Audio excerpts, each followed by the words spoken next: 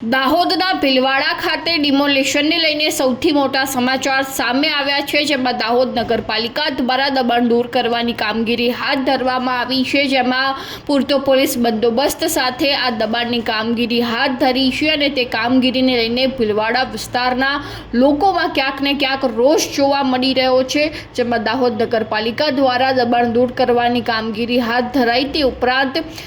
4 JCB MGVCL police બંદોબસ્ત નગરપાલિકાના કર્મચારીઓ સાથે દબાણની કામગીરી હાથ ધરવામાં આવી છે અને આ વિસ્તારમાં પાકા કાચા મકાનોના દબાણ દૂર કરવાની કામગીરી હાથ ધરવામાં આવી છે, જેમાં તંત્ર દ્વારા 1 મહિના પહેલા નોટિસ આપવામાં આવી હતી, જેમાં કેટલાક મકાન માલિકો સ્વૈચ્છિક કામ કરતા નજરે પડ્યા જોવા મળ્યા છે, જેમાં કામગીરીને લઈને ભીલવાડા વિસ્તારના લોકોમાં જબરજસ્ત રોષનો માહોલ જોવા મળી રહ્યો છે।